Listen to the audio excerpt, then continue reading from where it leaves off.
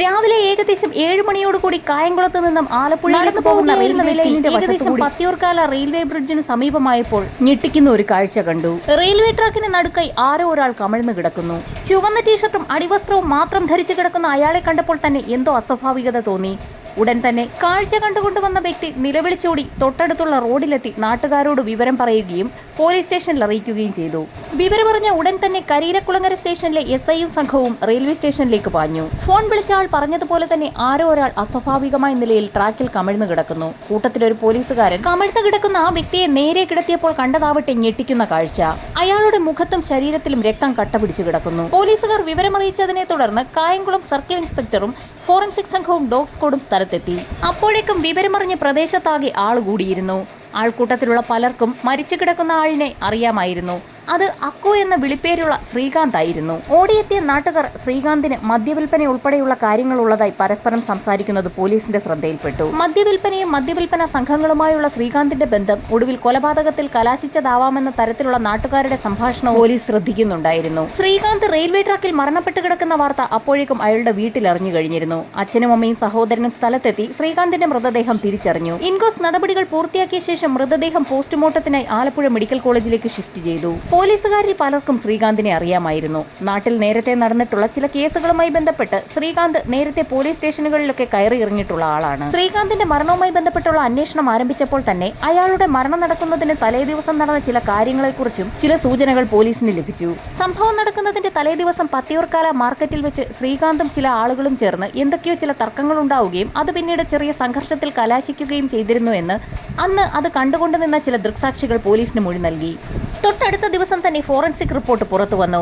അതിൽ ഞെട്ടിക്കുന്ന വിവരങ്ങളായിരുന്നു ഉണ്ടായിരുന്നത്. ശ്രീകാന്തിന്റേത് ഒരു ആത്മഹത്യയല്ല. മൃതദേഹത്തിൽ ബലപ്രയോഗം നടന്നതിന്റെ എല്ലാ ലക്ഷണങ്ങളും ഉണ്ടായിരുന്നു. ഇതുകൂടാതെ മൃതദേഹത്തിന്റെ ഒരു കൈയിൽ അറുത്തുമാറ്റിയ നിലയിലുള്ള തുണി കൊണ്ടുള്ള ഒരു കെട്ടുണ്ടായിരുന്നു. ഒരുപക്ഷെ ശ്രീകാന്തിന്റെ കൈകൾ തമ്മിൽ പരസ്പരം ബന്ധിപ്പിച്ച് കെട്ടി റെയിൽവേ ട്രാക്കിൽ കൊണ്ടിട്ട ശേഷം തുണി കൊണ്ടുള്ള ആ കെട്ട് അഴിച്ചെടുക്കുന്നതിന് പകരം അറുത്തുമാറ്റിയതാകാമെന്ന് പോലീസ് നിഗമനത്തിലെത്തി. മറ്റ് 2 പ്രധാനപ്പെട്ട കാര്യങ്ങൾ കൂടി റിപ്പോർട്ടിലുണ്ടായിരുന്നു. റെയിൽവേ ട്രാക്കിൽ ചാടി ആത്മഹത്യക്ക് ശ്രമിക്കുന്ന ഒരു വ്യക്തി തന്റെ ശരീരം 2 റെയിൽവേ ലൈനിലും മുട്ടുന്ന രീതിയിൽ ട്രാക്കിന് കുറുകെ മാത്രമേ കിടക്കുകയുള്ളൂ. എന്നാൽ ശ്രീകാന്തിന്റെ മൃതശരീരം 2 റെയിൽവേ ലൈനിലും മധ്യത്തിലായി നീളത്തിൽ കിടത്തിയ നിലയിലായിരുന്നു. അങ്ങനെ കിടക്കുന്ന വ്യക്തിയുടെ ശരീരത്തിൽ കൂടി പോകുന്ന ട്രെയിൻ അയാളുടെ ശരീരത്തിൽ സ്പർശിക്കാനുള്ള സാധ്യത പോലും കുറവാണ്. അതുമാത്രവുമല്ല, ആത്മഹത്യക്ക് ശ്രമിക്കുന്ന ഒരാൾ അടിവസ്ത്രം മാത്രം ധരിച്ചുകൊണ്ട് അങ്ങനെ ഒരു കാര്യത്തിന് മുതിരാൻ സാധ്യത കുറവാണെന്ന് പോലീസ് സംഘം വിലയിരുത്തി. അപ്പോഴാണ് ഫോറൻസിക് സംഘത്തിന്റെ റിപ്പോർട്ടിലുള്ള മറ്റൊരു പ്രധാനപ്പെട്ട കാര്യം പോലീസിന്റെ ശ്രദ്ധയിൽപ്പെട്ടത്. മൃതദേഹത്തിന്റെ കഴുത്തിന്റെ ഭാഗത്ത് ഒരു പാടുണ്ടായിരുന്നു. കഴുത്ത് ഞെരിച്ച് ആരോ ശ്വാസം മുട്ടിച്ച് കൊലപ്പെടുത്താൻ ശ്രമിച്ചിട്ടുണ്ടെന്ന് ഇതിൽ നിന്നും വ്യക്തമാണ്. മരണപ്പെടുന്നതിന് തലേദിവസം ശ്രീകാന്ത് ചില സംഘങ്ങളുമായി സംഘർഷമുണ്ടായെന്നുള്ള മൊഴിയുടെ അടിസ്ഥാനത്തിൽ ആ സംഘത്തെ തന്നെ ആദ്യഘട്ടത്തിൽ അന്വേഷണ വിധേയമായി ചോദ്യം ചെയ്യാൻ പോലീസ് സംഘം തീരുമാനിച്ചു. അന്വേഷണത്തിന്റെ ഭാഗമായി ഒരു സംഘം പോലീസുകാർ പത്തിയൂർക്കാല മാർക്കറ്റിലെത്തി. അന്ന് ശ്രീകാന്തുമായി സംഘർഷമുണ്ടാക്കിയത് മദ്യക്കച്ചവടം നടത്തുന്ന പ്രബനം സംഘവുമാണെന്ന് പോലീസിന് വ്യക്തമായി. ഇവരെക്കുറിച്ച് കൂടുതൽ അന്വേഷിച്ചെങ്കിലും അവർ സ്ഥലം വിട്ടു എന്നുള്ള അറിവാണ് പോലീസിന് ലഭിച്ചത്. മൊബൈൽ ഫോൺ കേന്ദ്രീകരിച്ചുള്ള അന്വേഷണത്തിൽ എല്ലാവരുടെയും മൊബൈൽ ഫോണുകൾ കായംകുളം ജംഗ്ഷനിൽ വെച്ച് സ്വിച്ച് ഓഫ് ആയതായി കണ്ടെത്തി. പ്രബന സംഘവും കായംകുളം ജംഗ്ഷനിലെത്തി ഒരേപോലെ മൊബൈൽ ഫോണുകൾ സ്വിച്ച് ഓഫ് ആക്കി എങ്ങോട്ടോ മുങ്ങിയെന്ന് പോലീസിന് വ്യക്തമായി. ഈ സമയത്താണ് ആലപ്പുഴ മെഡിക്കൽ കോളേജിൽ നിന്നും ശ്രീകാന്തിന്റെ പോസ്റ്റ്മോർട്ടം റിപ്പോർട്ടും എത്തിയത്. പോലീസ് സംശയിച്ചതുപോലെ തന്നെ ശ്രീകാന്തിനെ കഴുത്ത് ഞെരിച്ചാണ് ആരോ കൊലപ്പെടുത്തിയിരിക്കുന്നത്. ശക്തിയുള്ള എന്തോ ഉപയോഗിച്ച് ശ്രീകാന്തിന്റെ തലയ്ക്ക് ആഞ്ഞടിച്ചിട്ടുണ്ടെന്നും പോസ്റ്റ്മോർട്ടം റിപ്പോർട്ടിലുണ്ടായിരുന്നു. ഇതിനു പുറമെ മൃതദേഹത്തിൽ 9 ഇടത്തായി വ്യത്യസ്ത രീതിയിലുള്ള പാടുകളും കണ്ടെത്തി. അതിൽ മുഷ്ടി ചുരുട്ടി ഇടിച്ചതിന്റെ പാടുകൾ ഉണ്ടായിരുന്നു. കൊല്ലപ്പെടുന്ന സമയത്ത് ശ്രീകാന്തിന്റെ ശരീരത്തിൽ 287 മില്ലിഗ്രാം മദ്യത്തിന്റെ അംശവും കണ്ടെത്തി. ഇതോടുകൂടി ശ്രീകാന്തിനെ അതിക്രൂരമായി ഉപദ്രവിച്ച ശേഷമാണ് കൊലപ്പെടുത്തി റെയിൽവേ ട്രാക്കിൽ ഉപേക്ഷിച്ചതെന്ന് പോലീസിന് വ്യക്തമായി. പ്രബന സംഘത്തിനുമായുള്ള തിരച്ചിൽ പോലീസ് ഊർജിതമാക്കുകയും അന്വേഷണത്തിന്റെ ഭാഗമായി ഇവരുമായി ബന്ധമുള്ള എല്ലാ ആളുകളുടെയും ലിസ്റ്റ് തയ്യാറാക്കി ചോദ്യം ചെയ്യൽ നടപടികൾ ആരംഭിക്കുന്നതിലേക്കും പോലീസ് കടന്നു. പത്തിയൂർക്കാലയിലും കരിയിലക്കുളങ്ങരയിലുമുള്ള നിരവധി വീടുകളിലും കടകളിലും പോലീസ് കയറി ഇറങ്ങി സെർച്ച് നടത്തിയെങ്കിലും ഒന്നും തന്നെ കണ്ടെത്താനായില്ല. അന്വേഷണം എങ്ങുമെത്താതെ വഴിമുട്ടി നിൽക്കുന്ന സാഹചര്യം. അങ്ങനെ ഒരു ദിവസം CI ഹരികൃഷ്ണൻ കേസുമായി ബന്ധപ്പെട്ട ഫോട്ടോസ് എല്ലാം ഒന്നുകൂടി വിശദമായി പരിശോധിക്കാൻ തീരുമാനിച്ചു. ട്രാക്കിൽ കിടക്കുന്ന ശ്രീകാന്തിന്റെ വിവിധ ദിശയിലുള്ള ഫോട്ടോസ് ആയിരുന്നു കൈവശമുണ്ടായിരുന്നത്. കുറച്ചുനേരം ഫോട്ടോകളിലേക്ക് മാറി മാറി നോക്കിക്കൊണ്ടിരുന്ന CIയുടെ കണ്ണുകളിലേക്ക് പെട്ടെന്നാണ് ഒരു കാര്യം തെളിഞ്ഞു വന്നത്. ശ്രീകാന്തിന്റെ മൃതദേഹത്തിലുണ്ടായിരുന്ന വസ്ത്രങ്ങളിൽ ഇലഞ്ഞിപ്പൂക്കൾ പറ്റിപ്പിടിച്ചിരിക്കുന്നു. ശ്രീകാന്തിന്റെ മൃതദേഹം കണ്ടെത്തിയ ട്രാക്കിന് സമീപത്തായി ഇലഞ്ഞിമരം ഉണ്ടോ എന്ന് അന്വേഷിക്കുന്നതിനായി ഒരു സംഘം പോലീസുകാരെ CI നിയോഗിച്ചു. പോലീസ് സംഘത്തിന്റെ പരിശോധനയിൽ അങ്ങനെ ഒരു ഇലഞ്ഞിമരം ആ പ്രദേശത്തെങ്ങും ഇല്ല എന്ന് കണ്ടെത്തി. ഇലഞ്ഞിമരം ഇല്ലാത്ത പ്രദേശത്ത് കിടന്ന ഒരു ഡെഡ് ബോഡിയിൽ എങ്ങനെ ഇലഞ്ഞിപ്പൂക്കൾ വന്നു എന്നുള്ള സംശയം ഉയർന്നു. അന്വേഷണത്തിന്റെ ഭാഗമായി പ്രദേശത്ത് ഇലഞ്ഞിമരമുള്ള വീടുകളുടെ എല്ലാം ലിസ്റ്റ് തയ്യാറാക്കി. ഇലഞ്ഞിമരമുള്ള വീടുകൾ കേന്ദ്രീകരിച്ചുള്ള അന്വേഷണത്തിൽ അവർക്കാർക്കും ശ്രീകാന്തിനെ അറിയില്ല എന്നുള്ള കാര്യം കണ്ടെത്തി. പ്രദേശത്ത് ഇലഞ്ഞിമരമുള്ള വീടുകൾ കേന്ദ്രീകരിച്ചുള്ള അന്വേഷണത്തിനിടയിൽ ശ്രീകാന്തിന്റെ സുഹൃത്തായ അജിയുടെ വീട്ടിലും പോലീസ് സംഘം എത്തി. ശ്രീകാന്തിന്റെ മരണവുമായി ബന്ധപ്പെടുത്തുന്ന യാതൊരു തെളിവുകളും അജിയുമായി ബന്ധപ്പെട്ടുള്ള അന്വേഷണത്തിൽ കണ്ടെത്താനായില്ല. അങ്ങനെയിരിക്കെ ഒരു ദിവസം മുതുകുളത്തുള്ള തേക്കിൻകായിലെ ക്ഷേത്രത്തിലെ കുളത്തിൽ നിന്നും കുളം വൃത്തിയാക്കുന്നതിനിടയിൽ ഒരു ബൈക്ക് ലഭിച്ചതായി പോലീസിന് വിവരം കിട്ടി. ഏതെങ്കിലും ബൈക്ക് മിസ്സിംഗ് കേസുകൾ രജിസ്റ്റർ ചെയ്തിട്ടുണ്ടോ എന്ന് അന്വേഷിക്കുന്നതിനിടയിൽ ക്ഷേത്രക്കുളത്തിൽ നിന്ന് ലഭിച്ച ബൈക്കിനെ കുറിച്ചും പോലീസ് അന്വേഷണം നടത്തി.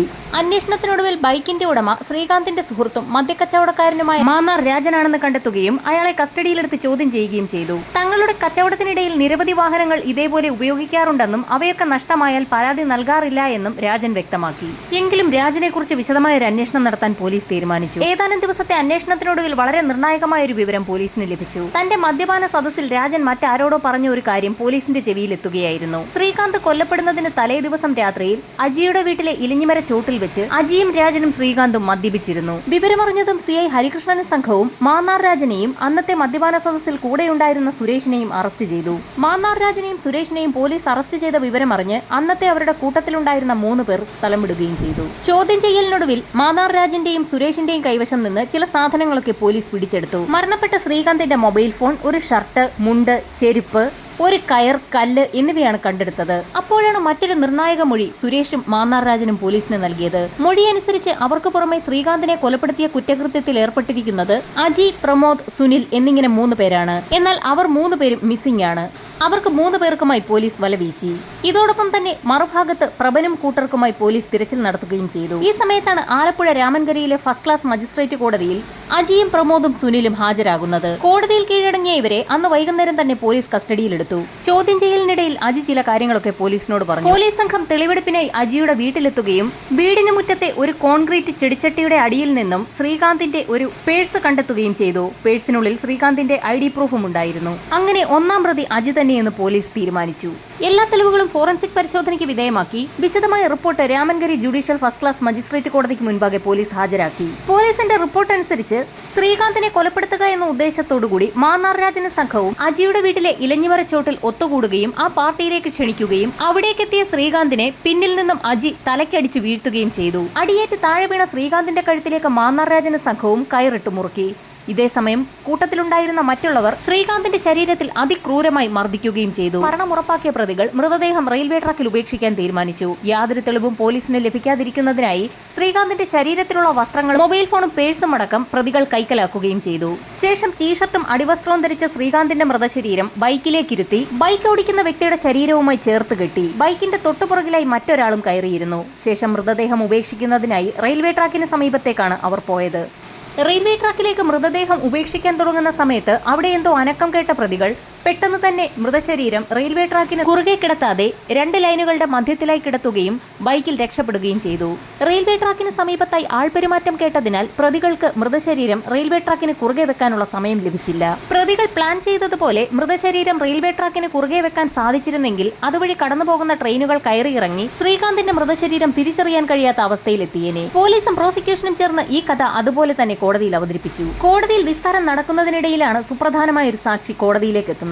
കൊല്ലപ്പെട്ട ശ്രീനാഥിന്റെ സുഹൃത്തായിരുന്നു അത്. സുഹൃത്തുക്കൾക്കൊപ്പം അന്ന് ശ്രീകാന്ത് സംസാരിച്ചു കൊണ്ടിരിക്കുമ്പോഴായിരുന്നു അജിയും സംഘവും തങ്ങളുടെ വീട്ടിൽ നടക്കുന്ന പാർട്ടിയിലേക്ക് ശ്രീകാന്തിനെ ക്ഷണിച്ചത്. ഇപ്പോൾ സാക്ഷി പറയാൻ കോടതിയിലേക്ക് എത്തിയ പ്രവീണിന്റെ ബൈക്കിലായിരുന്നു അന്ന് ശ്രീകാന്ത് അജിയുടെ വീട്ടിലേക്ക് എത്തിയത്. അങ്ങനെ പ്രതികൾക്ക് 5 പേർക്കും 25,000 രൂപ പിഴയും ജീവപര്യന്തം തടവ് ശിക്ഷയും കോടതി വിധിച്ചു. എന്നാൽ ഹൈക്കോടതിയിൽ വീണ്ടും ഈ കേസ് ചോദ്യം ചെയ്യപ്പെട്ടു. എവിഡൻസ് ആക്ട് നിഷ്കർഷിക്കുന്ന രീതിയിലല്ല പോലീസ് തെളിവുകൾ ശേഖരിച്ചിരിക്കുന്നതെന്ന് കണ്ടെത്തി. കൊല ചെയ്യപ്പെട്ട വ്യക്തിയുടെ പേഴ്സും ID കാർഡും പ്രതികൾ അവരുടെ സ്വന്തം വീടുകളിൽ ഒളിപ്പിച്ചു വെക്കുക എന്ന് പറയുന്നത് വിശ്വസനീയമല്ല എന്ന് ഡിഫൻസ് വ്യക്തമാക്കി. ഇന്ത്യയിലെ എവിഡൻസ് ആക്ട് നിഷ്കർഷിക്കുന്നത് പ്രകാരം തെളിവെടുപ്പ് നടത്തേണ്ടത് ഉത്തരവാദിത്തപ്പെട്ട വ്യക്തികളുടെ നേതൃത്വത്തിലാണ്. പ്രതികളുടെ മൊഴിയുടെ അടിസ്ഥാനത്തിൽ ഏതെങ്കിലും തൊണ്ടി മുതൽ കസ്റ്റഡിയിലെടുക്കുന്ന സാഹചര്യത്തിൽ സമൂഹത്തിൽ നിലയും വിലയുമുള്ള ആളുകൾ സാക്ഷികളായി ഉണ്ടാകേണ്ടതാണ്. എന്നാൽ ഇവിടെ അങ്ങനെയൊരു കാര്യം ഉണ്ടായിട്ടില്ല. പ്രതിയായ അജിയുടെ വീട്ടിലെ ചെടിച്ചട്ടിയുടെ അടിയിൽ നിന്നും ശ്രീകാന്തിന്റെ പേഴ്സും ID പ്രൂഫും കണ്ടെടുത്തതായി പോലീസ് രേഖപ്പെടുത്തിയിട്ടുള്ള പേപ്പറിൽ അന്ന് ഒപ്പുവെപ്പിച്ചത് അവിടെ കൂടി നിന്ന ഏതോ ഒരു വഴിപോക്കനെ കൊണ്ടായിരുന്നു. ഇക്കാര്യം കാര്യം ഡിഫൻസ് വളരെ വ്യക്തമായി കോടതിയിൽ പ്രൂവ് ചെയ്യുകയും ചെയ്തു. ഇതോടൊപ്പം തന്നെ പോലീസ് ആദ്യം കസ്റ്റഡിയിലെടുത്ത മാന്നാർ രാജനും സുരേഷും നൽകിയ മൊഴിയുടെ അടിസ്ഥാനത്തിൽ ഒരു കുളത്തിൽ നിന്നും ശ്രീകാന്തിന്റേതെന്ന് കരുതുന്ന വസ്ത്രങ്ങളും ചെരുപ്പും കല്ലും കയറും കണ്ടെത്തിയിരുന്നു. പ്രതികളുമായി കുളത്തിൽ തെളിവെടുപ്പ് നടത്തിയതിനു ശേഷം അന്നത്തെ റിപ്പോർട്ടിൽ ഒരു സാക്ഷിയെ കൊണ്ട് ഒപ്പുവെപ്പിച്ചിരുന്നു. എന്നാൽ ആ സാക്ഷി കോടതിയിലെത്തി പറഞ്ഞതാകട്ടെ തീർത്തും അമ്പരപ്പിക്കുന്ന കാര്യങ്ങളായിരുന്നു. പ്രതികളെയും കൂട്ടി പോലീസ് തെളിവെടുപ്പ് നടത്തി കിട്ടിയ വസ്തുക്കളുമായി കുളത്തിന് പുറത്തെത്തിയ സമയത്ത് ഏതോ ഒരു പേപ്പറിൽ തന്നെ കൊണ്ട് ഒപ്പുവെപ്പിച്ചു എന്നായിരുന്നു സാക്ഷിയുടെ മൊഴി. അല്ലാതെ പ്രതികളുമായി കുളത്തിൽ തെളിവെടുപ്പ് നടത്തുന്നതോ വസ്തുവകകൾ കുളത്തിൽ നിന്ന് കണ്ടെടുക്കുന്നതോ താൻ കണ്ടിട്ടില്ല എന്നും അയാൾ കോടതിയിൽ പറഞ്ഞു. അയാൾ പറഞ്ഞത് ശരിയല്ല എന്ന് തെളിയിക്കുന്നതിനുള്ള ഒരു സാക്ഷിയെ പോലും വിസ്തരിക്കാൻ പ്രോസിക്യൂഷന് കഴിഞ്ഞതുമില്ല.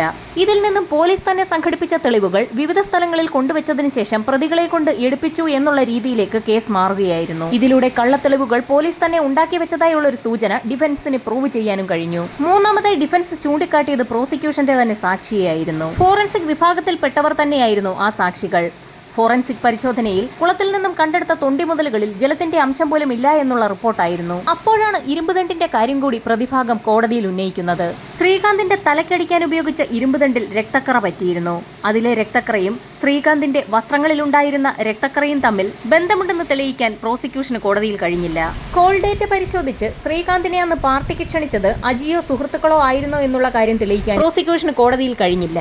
അങ്ങനെയൊരു കോൾ ശ്രീകാന്തിന് വന്നിട്ടില്ലാത്തതുകൊണ്ടാണ് അത് തെളിയിക്കപ്പെടാതെ പോകുന്നതെന്നും ഡിഫൻസ് കോടതിയിൽ ശക്തമായി പ്രൂവ് ചെയ്തു. വാദപ്രതിവാദങ്ങൾക്കൊടുവിൽ ഹൈക്കോടതി വ്യക്തമായ നിഗമനങ്ങളിലെത്തി. ഒന്നാമത്തെ ശക്തമായ നിഗമനം, തെളിവുകൾ ശേഖരിക്കുന്ന സമയത്ത് നിഷ്പക്ഷരായ ആളുകൾക്ക് മുൻപാകെ അത് രേഖപ്പെടുത്തണം. ഓരോ തെളിവുകളും ശേഖരിച്ചപ്പോഴും ശക്തരായ ആളുകളെ സാക്ഷികളായി കൂടെ കൂട്ടാത്തത് പോലീസിന് ഇവിടെ വെല്ലുവിളിയായി. പോലീസിന്റെ തെളിവെടുപ്പിലും ചോദ്യം ചെയ്യലിലും ഒന്നും പറയാത്ത കാര്യം ഏഴാം സാക്ഷിയായ ശ്രീകാന്തിന്റെ സുഹൃത്ത് പ്രവീൺ പറഞ്ഞത് തീർത്തും വ്യാജമാണെന്ന് കോടതി നിഷ്പക്ഷമായി വിലയിരുത്തി. പ്രോസിക്യൂഷൻ ഹാജരാക്കിയ ഓരോ സാക്ഷികളിലും വൈരുദ്ധ്യങ്ങൾ ഹൈക്കോടതി കണ്ടെത്തി. പ്രോസിക്യൂഷൻ ഹാജരാക്കിയ എവിഡൻസുകളും സാക്ഷികളുമെല്ലാം തട്ടിക്കൂട്ടിയതാണെന്ന് കണ്ടെത്തി. പോലീസിന്റെ ഊഹം ശരിയാണെന്ന് തെളിയിക്കാൻ വേണ്ടിയുള്ള സാക്ഷികളും മൊഴികളുമാണ് ഇവയെല്ലാമെന്നും കോടതി വ്യക്തമാക്കി. ആദ്യഘട്ടത്തിൽ പ്രഭനെയും കൂട്ടരെയും സംശയിച്ച പോലീസ് പിന്നീട് അജിയിലേക്ക് തിരിയുകയായിരുന്നു. അജിയെയും സംഘത്തെയും പോലീസ് കസ്റ്റഡിയിലെടുത്തതോടുകൂടി നാട് വിട്ടുപോയ പ്രഭനും സംഘവും തിരിച്ചെത്തി. മൃതശരീരത്തിൽ കണ്ട ഇലഞ്ഞിപ്പൂക്കൾ ചോദ്യമായി തന്നെ നിലനിൽക്കുന്നു. ഇലഞ്ഞിപ്പൂക്കൾ അജിയുടെ വീട്ടിലേത് തന്നെയാണെന്ന് CI അന്ന് ഉറപ്പിക്കുകയായിരുന്നു. ഏതെങ്കിലും ഒരു വ്യക്തിയെ കൊല ചെയ്ത ശേഷം ബൈക്കിലിരുത്തി റെയിൽവേ ട്രാക്ക് വരെ കൊണ്ടുപോയി ഇടാൻ കഴിയുമോ? കൃത്യം നടത്തിയ ശേഷം പ്രതികൾ കടന്നുകളഞ്ഞ രാജന്റെ ബൈക്ക് പിന്നീട് കുളത്തിൽ ഉപേക്ഷിക്കുകയും പോലീസ് കുളത്തിൽ നിന്ന് അത് കണ്ടെത്തുകയും ബൈക്കിന്റെ ഗ്രിപ്പ് പ്രതികളുടെ ഒരാളുടെ വീട്ടിൽ നിന്ന് പിന്നീട് പോലീസ് കണ്ടെടുക്കുകയും ചെയ്തു. കൃത്യം നടത്തിയ ശേഷം ആ കൃത്യവുമായി ബന്ധപ്പെട്ടുള്ള വസ്തുവകകൾ പ്രതികൾ ഒരു കാരണവശാലും വീടുകളിൽ സൂക്ഷിക്കുകയില്ല എന്നും കോടതി വ്യക്തമാക്കി. അങ്ങനെയെങ്കിൽ കരിയിലക്കുളങ്ങരയെ ഇളക്കിമറിച്ച ശ്രീകാന്തിന്റെ യഥാർത്ഥ ഘാതകരാര്? ചോദ്യം ഇപ്പോഴും അവശേഷിക്കുകയാണ്.